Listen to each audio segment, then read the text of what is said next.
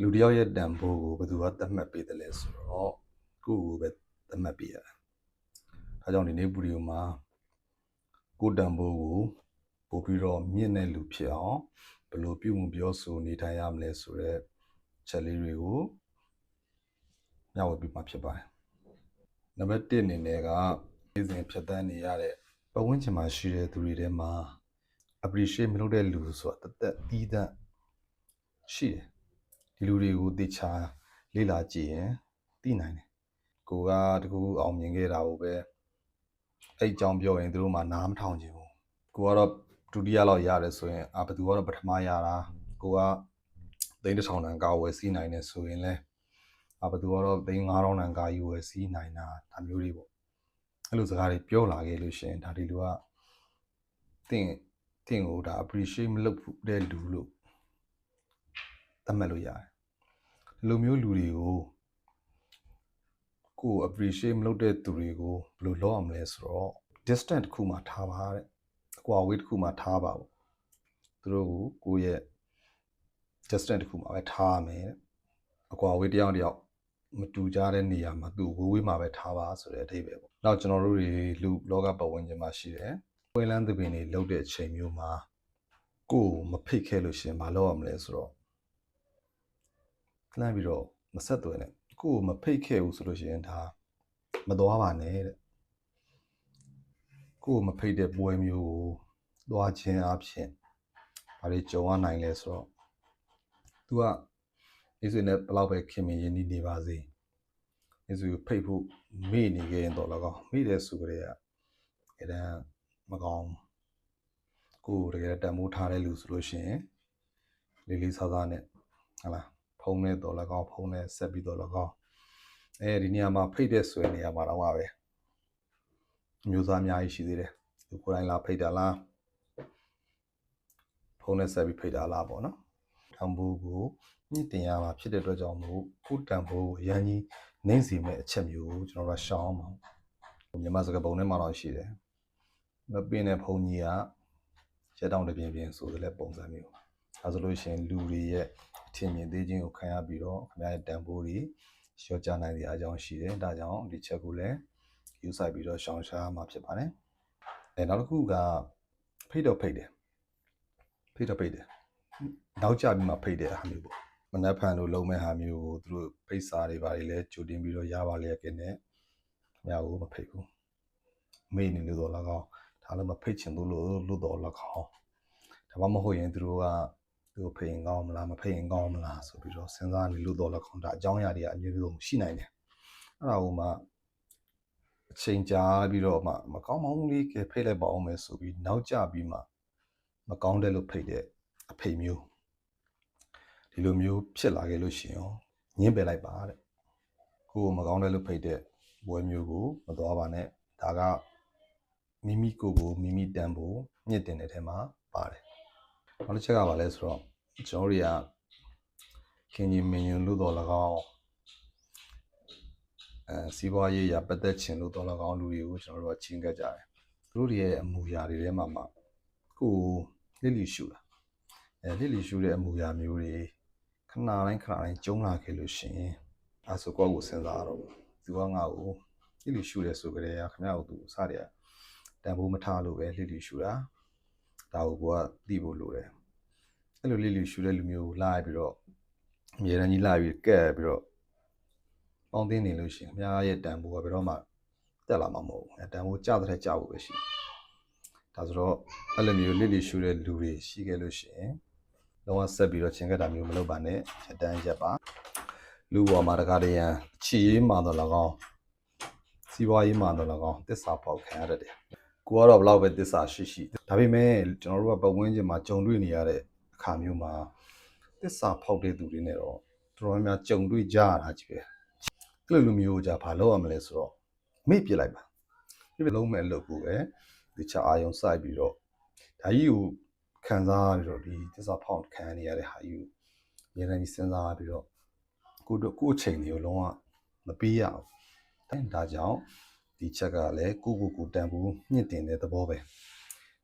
သူကောက်လိုလိုရဲ့လေချင်းဆိုပြီးတော့လဲတွေးမနေနဲ့ အော်ဒီလိုဖြစ်တတ်ပါလားဆိုတွေးပြီးတော့မေ့ပလိုက်မေ့ပြီးတော့ကိုလောမဲ့လို့ကိုဆက်ပြီးတော့သွားမှာဖြစ်ပါတယ်ချို့တွေကကိုတန်ဖိုးထားသလိုတန်ဖိုးထားခြင်းမှထားလိုက်မယ်မတကယ်ချင်း3ယောက်ရှိတယ်ဆိုကြပါစို့သူတို့2ယောက်ပဲခီးတစ်ခုကိုသွားလိုက်တယ်မိတ်ဆွေကိုပြစ်ထားခဲ့တယ်မုံစားသွားကြတယ်မုံစားသွားတယ်ဆိုလဲသူတို့2ယောက်ပဲသွားတယ်မိတ်ဆွေကိုဖြည်းဖြည်းနဲ့ရှောင်ဖယ်ပြီးတော့ပြစ်ပယ်တာပေါ့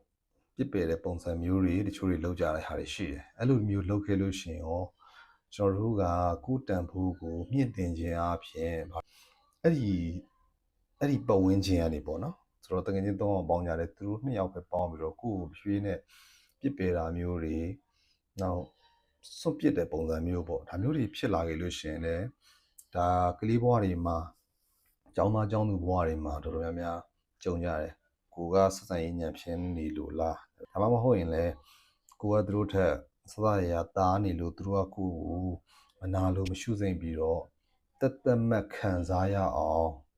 ပြစ်ပယ်တာမျိုးလားဆိုတာဒါစဉ်းစားကြည့်ရပါဒါမဲ့ဘီတို့ပင်စူစီကမူဘလို့ကြောက်မယ်ဖြစ်ဖြစ်ဒီလိုမျိုးကိုဆက်ဆံနေကြပြီဆိုလို့ရှိရင်မိတ်ဆွေကရင်းတွေ့ခဲ့ပြီးတော့နောက်ကလိုက်ပြီးပေါင်းနေစရာမလိုဘူးသူတို့မေ့ရော့တယ်လို့ကိုလည်းမေ့ပလိုက်သူတို့နဲ့ဝေးမှပဲနေကိုမှကိုသူတို့မခင်မင်းမရင်းနှီးဘူးမချစ်ခင်ဘူးဆိုလို့ရှိရင်လည်းကိုခင်မင်းရင်းနှီးချစ်ခင်တဲ့ပတ်ဝန်းကျင်အသစ်ရှိလိမ့်မယ်ဒါမျိုးနေရာတွေမှာပဲကိုဘွားကိုနေရမယ်ကိုပျော်အောင်နေရမယ်စိတ်ညစ်ခံပြီးတော့သူတို့နဲ့ပေါင်းမှသူတို့နဲ့နေရမှဆိုတဲ့ဟာမျိုးဘယ်တော့မှတော့မလုပ်နဲ့အဲ့လိုလုပ်လို့ရှိရင်လည်းတချို့ပြီးတော့နှိမ်ရင်နဲ့မိမိရဲ့တန်ဖိုးကိုတန်ဖိုးကို value လို့ဆိုတာဘယ်သူပဲဖြစ်ဖြစ်ကိုတန်ဖိုးနဲ့ကိုရှိကြတဲ့လူတွေကြီးပဲဒါကိုသတိထားသူတို့ပေါင်းတင်မှမဟုတ်ဘူးငါမှလည်းငါတန်ဖိုးနဲ့ငါရှိပါလေဆိုပြီးတော့လက်မထောင်ပြီးတော့နေနိုင်ရမယ်သူတို့မေ့ပြလိုက်ဒါအကောင်ဆုံးနည်းလမ်းတွေတွေကတစ်ခုဖြစ်ပါတယ်။ဝန်းကျင်မှာကျွန်တော်တို့နောက်ထပ်ဘယ်လိုလူမျိုးတွေကြော်ရနိုင်လဲဆိုတော့ကိုယ်လာပြီးတိုက်ခိုက်တာတွေစော်ကားတာတွေဓာတ်ရိုက်တော်၎င်းတွယ်ဝါ၍တော်၎င်းကိုအမြင်ကဲ့၍တော်၎င်းမနာလို၍တော်၎င်းလူမျိုးတိုက်ခိုက်စော်ကားလာခဲ့တဲ့အတန်တွေကြားလိုက်လူမျိုးကြားလိုက်ကျွန်တော်တို့ဘာလုပ်ရမှာလဲဆိုတော့ဥတီချက်ကတစ်ခုပဲရှိရဲအဲ့ဒါကကိုယ့်ရဲ့အောင်မြင်မှုကိုပို့ပြီးတော့မြင့်တဲ့ထက်မြင့်အောင်ကြိုးစားသူတို့တိုက်ခိုက်စော်ကားတာတွေကိုကျွန်တော်တို့ကစိတ်ထဲမှာထားပြီးတော့ငါ့ကိုစော်ကားတယ်ကွာအဲဆိုငါပြန်ဖြည့်ရှင်းမယ်ကွာဆိုပြီးတော့စိတ်ထဲမှာတနှုံနဲ့ခံစားနေရတဲ့အဖြစ်မျိုးတွေလုံးဝအဖြစ်မခံနဲ့ကိုစော်ကားနေတဲ့သူတွေဒီပါဇက်ပိတ်သွားအောင်လုပ်လို့ရတဲ့နည်းလမ်းဒီကိုယ်တိုင်အောင်မြင်အောင်ကြိုးစားပြီးလို့ရှိရင်သူတို့မပါတော့ကိုယ့်ရဲ့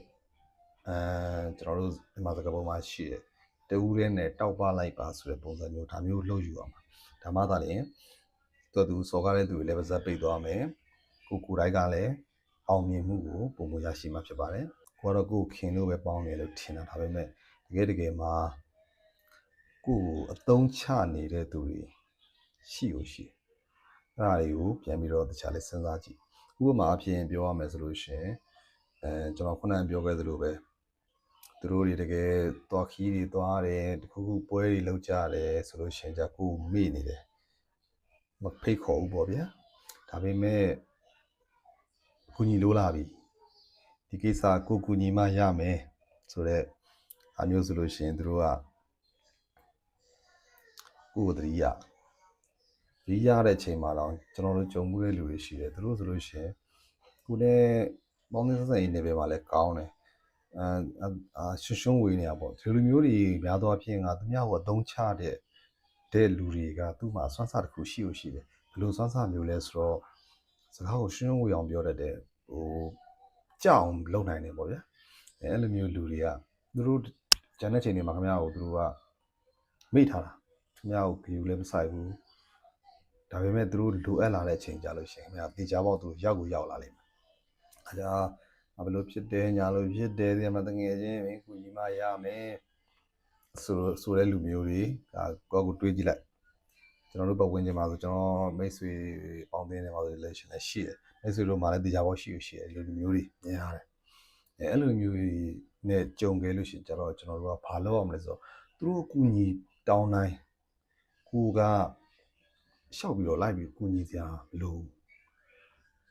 ဘာလို့လူကတုံးနဲ့တူကအပြင်ပြန်လာကူညီ